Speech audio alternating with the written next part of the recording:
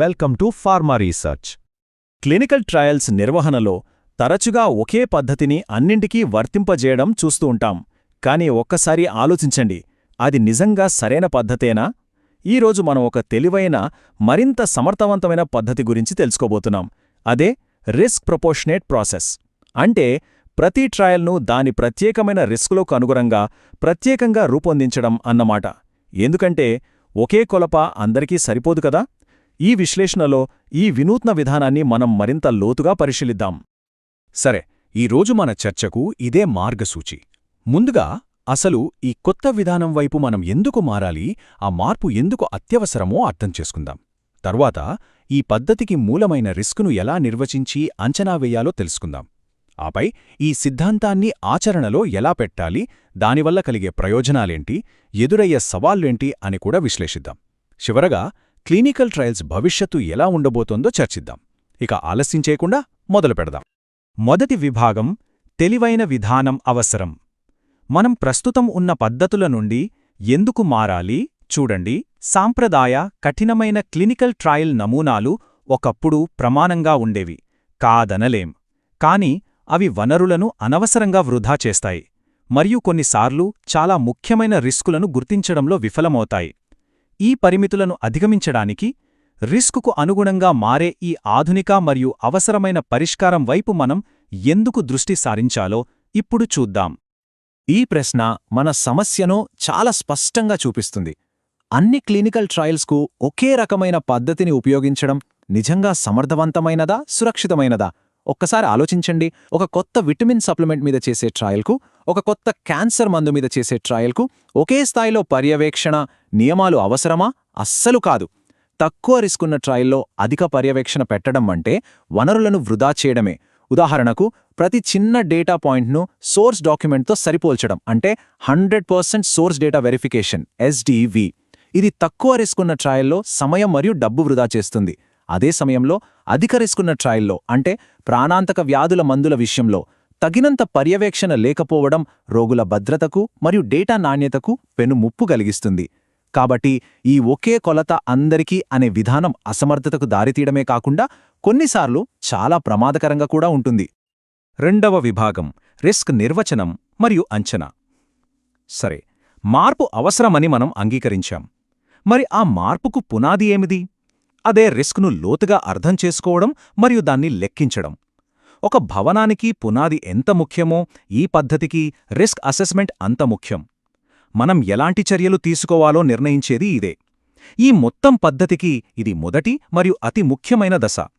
రిస్క్ను సరిగ్గా అర్థం చేసుకోకుండా మనం సరైన పరిష్కారాలను అమలు చేయలేం. రిస్క్ ప్రపోర్షనేట్ అప్రోచ్ అంటే ఏమిటో స్పష్టంగా నిర్వచిద్దాం. ఇది ఒక సూత్రం. దీని ప్రకారం ఒక ట్రయల్ ప్రక్రియల తీవ్రత మరియు సంక్లిష్టత ఆ నిర్దిష్ట ట్రయల్ యొక్క రిస్కులు మరియు సంక్లిష్టతలకు అనుగుణంగా ఉండాలి. ఇంకా సరళంగా చెప్పాలంటే, రిస్క్ ఎంతుంటే జాగ్రత్తలు, పర్యవేక్షణ కూడా అంత స్థాయిలో ఉండాలి. ఒక చిన్న జలుబు మందు ట్రయల్లో ఉండే పర్యవేక్షణ, ఒక ప్రాణాంతక వ్యాధికి కొత్త చికిత్సను పరీక్షించే ట్రయల్లో ఉండే పర్యవేక్షణ ఒకటి కాదు. ఇది కేవలం కామన్ సెన్స్ లాగా అనిపించినా దీనిని ఆచరణలో పెట్టడానికే ఈ మొత్తం ఫ్రేమ్వర్క్ అవసరం. ఇది ఆధునిక ట్రయల్ డిజైన్కు మూలస్తంభం లాంటిది. ఇప్పుడు ఈ స్లైడ్లో చాలా ఆసక్తికరమైన విషయం ఉంది. రిస్క్ను మనం 4 ప్రధాన విభాగాలుగా విభజించవచ్చు. మొదటిది పార్టిసిపెంట్ రిస్క్, అంటే ట్రయల్లో పాల్గొనేవారికి హాని కలిగే అవకాశం. ఇందులో ప్రధాన ప్రశ్న, మనం చేసే ప్రయోగం సురక్షితమేనా? ఉదాహరణకు, ఒక కొత్త గుండె జబ్బు మందు ట్రయల్లో సైడ్ ఎఫెక్ట్స్ వచ్చే రిస్క్ ఎక్కువగా ఉంటుంది, కాబట్టి దీనిపై ఎక్కువ దృష్టి పెట్టాలి. రెండవది డేటా ఇంటిగ్రిటీ రిస్క్. ఇది సేకరించిన డేటాలో తప్పులు జరిగే అవకాశాన్ని సూచిస్తుంది. ఇక్కడ ప్రశ్న, వచ్చే ఫలితాలను మనం నమ్మవచ్చా? డేటాను సరిగ్గా నమోదు చేయకపోయినా లేదా సిస్టంలో లోపాలున్నా ఈ రిస్క్ పెరుగుతుంది. మూడవది ఆపరేషనల్ రిస్క్. ఇది ట్రయల్ నిర్వహణలో ఎదురయ్యే సవాలులకు సంబంధించింది. అంటే అనుకున్న ప్రకారం ట్రయల్ నిర్వహించగలమా? ఉదాహరణకు, అనేక దేశాల్లో జరిగే ట్రయల్లో మందులను సరఫరా చేయడం, అది సరైన ఉష్ణోగ్రతలో ఒక పెద్ద ఆపరేషనల్ రిస్క్. చివరిది రెప్యుటేషనల్ రిస్క్. ట్రయల్ విఫలమైతే స్పాన్సర్ లేదా సంస్థ ప్రతిష్టకు నష్టం కలిగే అవకాశం. వైఫల్యం ప్రజల నమ్మకాన్ని, రెగ్యులేటరీ సంస్థల విశ్వాసాన్ని ఎలా ప్రభావితం చేస్తుంది అనేది ఇక్కడ ముఖ్యం. రిస్కులను గుర్తించాం. ఇప్పుడు వాటిని ఎలా అంచనా వేయాలి? ఇదొక పద్ధతి ప్రకారం చేసే 3 దశల ప్రక్రియ. మొదటి దశ సంభావ్య రిస్కులను గుర్తించడం. దీనికోసం క్లినికల్ టీం, డేటా మేనేజర్లు, స్టాటిస్టిషియన్లు అందరూ కలిసి బ్రెయిన్ స్టార్మింగ్ చేస్తారు. పాత ట్రయల్స్ డేటాను విశ్లేషిస్తారు. రెండవ దశ వర్గీకరణ మరియు విశ్లేషణ. ప్రతి రిస్క్ జరిగే సంభావ్యత ఎంత, ఒకవేళ జరిగితే దాని ప్రభావం ఎంత తీవ్రంగా ఉంటుంది అని అంచనా వేస్తారు. దీనికోసం తరచుగా రిస్క్ మ్యాట్రిక్స్ అనే సాధనాన్ని ఉపయోగిస్తారు. ఇది రిస్క్లను వాటి తీవ్రత మరియు సంభావ్యత ఆధారంగా వర్గీకరించడానికి సహాయపడుతుంది. మూడవ దశ ప్రాధాన్యత మరియు ప్రణాళిక. ఆ మ్యాట్రిక్స్ ఆధారంగా అత్యంత తీవ్రమైన రిస్కులపై దృష్టి పెట్టి వాటిని ఎలా నివారించాలో లేదా తగ్గించాలో ఒక స్పష్టమైన ప్రణాళికను సిద్ధం చేస్తారు. దీన్నే రిస్క్ మిటిగేషన్ ప్లాన్ అంటారు. మూడవ విభాగం ఆచరణలో అనుపాత చర్యలు. సరే, మనం రిస్కులను గుర్తించి వాటికి ప్రాధాన్యత ఇచ్చాం. ఇప్పుడు ఆ సిద్ధాంతాన్ని ఆచరణలో ఎలా పెట్టాలి? ఈ విభాగంలో మనం రిస్క్ అసెస్మెంట్ ఫలితాలను మానిటరింగ్ ప్లాన్లు, ట్రయల్ డిజైన్లు మరియు డేటా నిర్వహణ వంటి ఆచరణాత్మక వ్యూహాలుగా ఎలా మార్చాలో చూద్దాం. ఎందుకంటే సిద్ధాంతం ముఖ్యం, కాని ఆచరణలో దాని అమలు ఇంకా ముఖ్యం. ఆచరణలో పెట్టే మొదటి ముఖ్యమైన చర్య ప్రతి ట్రయల్కు ప్రత్యేకంగా మానిటరింగ్ ప్లాన్లను రూపొందించడం. అధిక రిస్కున్న ట్రయల్స్కు చాలా దగ్గరి, తరచుగా పర్యవేక్షణ అవసరం. దీనికోసం మానిటర్లు తరచుగా సైట్లను సందర్శిస్తారు. ఉదాహరణకు, ఒక ఫేజ్ 1 ఆంకాలజీ ట్రయల్లో రోగుల భద్రతకు అత్యంత ప్రాధాన్యత ఉంటుంది. కాబట్టి అక్కడ తరచుగా ఆన్-సైట్ మానిటరింగ్, అంటే సైట్కు నేరుగా వెళ్లి పర్యవేక్షించడం అవసరం. అదే తక్కువ రిస్కున్న ట్రయల్స్కు ఇంత తీవ్రమైన పర్యవేక్షణ అవసరం లేదు. వారికి రిమోట్ లేదా సెంట్రలైజ్డ్ మానిటరింగ్ సరిపోతుంది. ఇది వనరులను సమర్థవంతంగా ఉపయోగించుకోవడానికి ఎంతగానో సహాయపడుతుంది. ఒక టైలర్డ్ మానిటరింగ్ ప్లాన్లో ఏమేమి అంశాలు ఉంటాయో వివరంగా చూద్దాం. మొదటిది centralised versus onsite monitoring. Centralised మానిటరింగ్లో డేటాను ఒక కేంద్రం నుండి రిమోట్గా సమీక్షిస్తారు. ఇది ట్రెండ్లను, అవుట్లయర్లను గుర్తించడానికి బాగా పనిచేస్తుంది. ఆన్-సైట్ మానిటరింగ్లో మానిటర్లు నేరుగా ట్రయల్ సైట్కు వెళ్తారు. రెండవది సమీక్షల ఫ్రీక్వెన్సీ మరియు తీవ్రత. రిస్క్ ఎక్కువగా ఉంటే సమీక్షలు తరచుగా మరియు లోతుగా ఉంటాయి. మూడవది source data verification, SDV strategy, అంటే రికార్డ్ చేసిన డేటాను అసలు సోర్స్ డాక్యుమెంట్లతో సరిపోల్చడం. అధిక రిస్కున్న ట్రయల్స్లో భద్రత మరియు ఎఫికసీకి సంబంధించిన కీలకమైన డేటా పాయింట్లన్నింటినీ వెరిఫై చేస్తారు.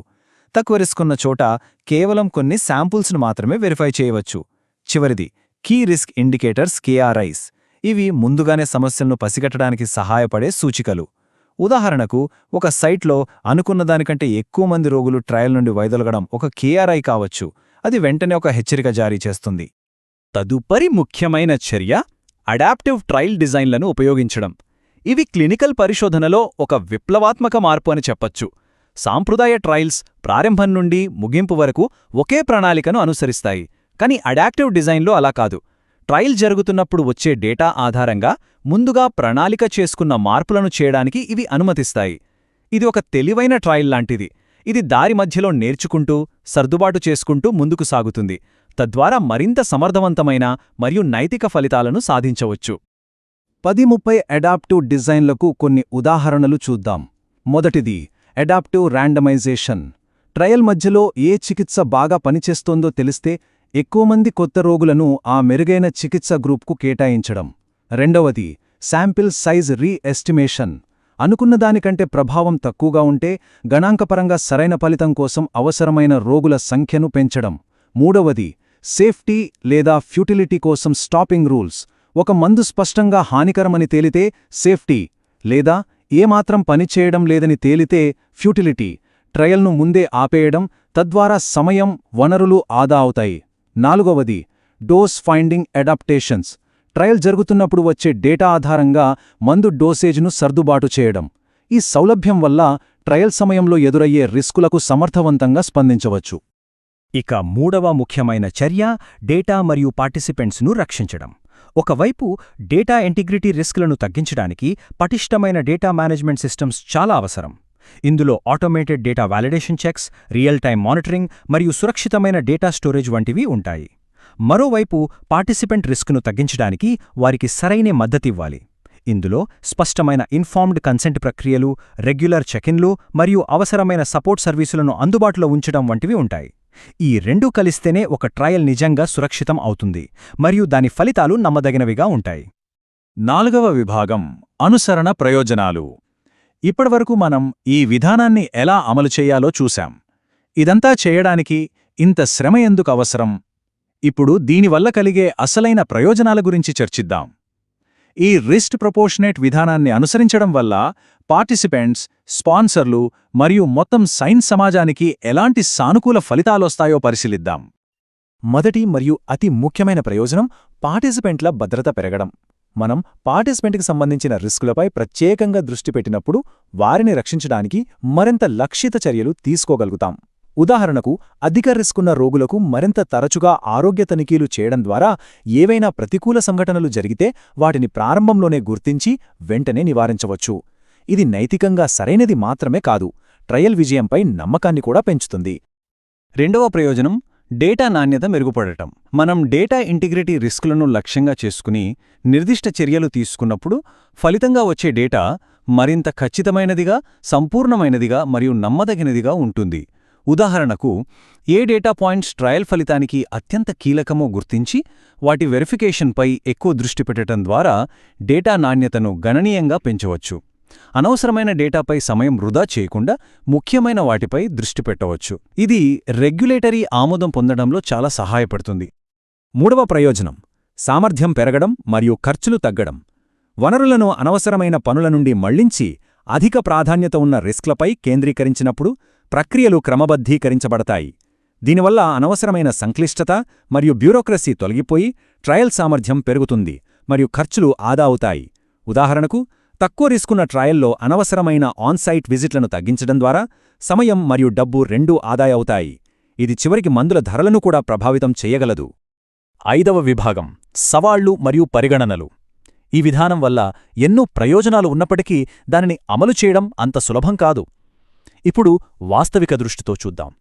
ఈ మార్పుకు అడ్డుపడే ఆచరణాత్మక అడ్డంకులు ఏమిటి? విజయవంతమైన అమలుకు ఎలాంటి వ్యూహాత్మక ఆలోచన మరియు పెట్టుబడి అవసరమో చర్చిద్దాం. ఇది కేవలం ఒక స్విచ్ వేసినంత సులువు కాదు. ఇక్కడ మనం ఒక కీలకమైన వ్యూహాత్మక సమతుల్యత గురించి మాట్లాడాలి. ఒకవైపు స్టాండర్డైజేషన్, అంటే అన్ని ట్రయల్స్లో స్థిరమైన ప్రమాణాలను పాటించడం. ఇది ట్రయల్స్ మధ్య పోలికను, ఫలితాల స్థిరత్వాన్ని నిర్ధారిస్తుంది మరియు రెగ్యులేటరీ పర్యవేక్షణను సులభతరం చేస్తుంది. మరోవైపు ఫ్లెక్సిబిలిటీ, అంటే ప్రతి ట్రయల్కు అనుగుణంగా ప్రక్రియలను మార్చుకోవడం. ఇది ట్రయల్ను సమర్థవంతంగా మరియు సంబంధితంగా చేస్తుంది. ఈ రెండింటి మధ్య సరైన సమతుల్యతను సాధించడం సంస్థలకు ఒక పెద్ద సవాలు. లక్ష్యమేమిటంటే ఒక స్థిరమైన ఫ్రేమ్వర్క్ను సృష్టించడం, అది అవసరమైనప్పుడు సౌలభ్యాన్ని కూడా అనుమతిస్తుంది. అమలులో ఎదురయ్యే కొన్ని ప్రధాన అడ్డంకులను వివరంగా చూద్దాం. మొదటిది వనరులు మరియు నైపుణ్యం అవసరం. సమగ్రమైన రిస్క్ అసెస్మెంట్లు చేయడానికి మరియు అనుకూలమైన చర్యలు అమలు చేయడానికి సమయం, సిబ్బంది మరియు ప్రత్యేక నైపుణ్యం రూపంలో గణనీయమైన పెట్టుబడి అవసరం. డేటా సైంటిస్టులు, అనుభవజ్ఞులైన క్లినికల్ ఆపరేషన్స్ సిబ్బంది అవసరం. రెండవది సాంకేతిక పురోగతితో వేగంగా పయనించడం. కొత్త టెక్నాలజీలు, సాఫ్ట్వేర్లను అందిపుచ్చుకోవడం ఒక నిరంతర పెట్టుబడి. మూడవది వాటాదారులందరినీ భాగస్వామ్యం చేయడం. పార్టిసిపెంట్లు, పరిశోధకులు, రెగ్యులేటరీ సంస్థలు అందరికీ ఈ విధానం గురించి స్పష్టంగా వివరించడం చాలా ముఖ్యం. చివరిది మారుతున్న రెగ్యులేటరీ వాతావరణం. వివిధ దేశాలలో నిబంధనలు మారుతూ ఉంటాయి, కాబట్టి వాటికి అనుగుణంగా నడుచుకోవడం అవసరం. 6వ విభాగం క్లినికల్ ట్రయల్స్ భవిష్యత్తు. మన చర్చను ముగించే ముందు భవిష్యత్తు వైపు చూద్దాం. ఈ రోజు మనం చర్చిస్తున్న రిస్క్ ప్రపోర్షనేట్ విధానం ఒక ప్రారంభం మాత్రమే. కొత్త సాంకేతికతలు మరియు వినూత్న పద్ధతులు ఈ రంగాన్ని ఎలా మరింత వేగంగా, సురక్షితంగా మరియు రోగీ కేంద్రీకృతంగా మార్చబోతున్నాయో పరిశీలిద్దాం. రిస్క్ ప్రపోర్షనేట్ ట్రయల్స్ యొక్క పరిణామ క్రమాన్ని చూద్దాం. ప్రస్తుతం మనం రియల్ వరల్డ్ ఎవిడెన్స్ను ఏకీకృతం చేస్తున్నాం, అంటే ఎలక్ట్రానిక్ హెల్త్ రికార్డుల నుండి డేటాను ఉపయోగించడం. సమీప భవిష్యత్తులో డిజిటల్ హెల్త్ టెక్నాలజీలైన వేరబుల్స్, స్మార్ట్ఫోన్ యాప్స్ వాడకం పెరుగుతుంది. ఇవి రోగుల ఆరోగ్యాన్ని నిరంతరం పర్యవేక్షించడానికి వీలు కల్పిస్తాయి. ఆ తర్వాత ఆర్టిఫిషియల్ ఇంటెలిజెన్స్, ఏఐ మరియు మెషిన్ లెర్నింగ్ అప్లికేషన్ పెరుగుతుంది. భారీ డేటాసెట్లను విశ్లేషించడం ద్వారా ఏఐ నమూనాలు ఏ సైట్లో సమస్యలు రావచ్చో లేదా ఏ రోగులకు ప్రతికూల ప్రభావాలు వచ్చే అవకాశముందో ముందుగానే అంచనా వేయగలవు. ఇక సుదూర భవిష్యత్తులో రోగి కేంద్రీకృత డిజైన్ మరియు గ్లోబల్ హార్మనైజేషన్ అంటే ప్రపంచవ్యాప్తంగా ఒకే రకమైన ప్రమాణాలు ప్రాధాన్యత సంతరించుకుంటాయి. కాబట్టి ఈ మొత్తం విశ్లేషణ నుండి మనం నేర్చుకున్న కీలక సూత్రాలను పునశ్చరణ చేసుకుందాం. పునాది: సమగ్రమైన బహుళ విభాగాల రిస్క్ అసెస్మెంట్ తప్పనిసరి. ఇది చర్చకు తావులేని విషయం. చర్య: మానిటరింగ్ మరియు డిజైన్ వంటి ప్రక్రియలు రిస్క్ ప్రొఫైల్కు అనుగుణంగా ఉండాలి. ఒకే విధానం అందరికీ వర్తించదు. ఫలితం: సురక్షితమైన ట్రయల్స్, అధిక నాణ్యతగల డేటా మరియు ఎక్కువ సామర్థ్యం. ఇది అందరికీ విజయం. సవాలు: ఫ్లెక్సిబిలిటీ మరియు స్టాండర్డైజేషన్ మధ్య వ్యూహాత్మక సమతుల్యత అవసరం. భవిష్యత్తు: టెక్నాలజీ, డేటా సైన్స్ మరియు రోగుల భాగస్వామ్యం ద్వారా ఇది రూపుదిద్దుకుంటుంది. అంతిమంగా ఇది కేవలం కఠినంగా ఉండటం గురించి కాదు, తెలివిగా ఉండటం గురించి. Thank you for joining us at Pharma Research, your learning partner.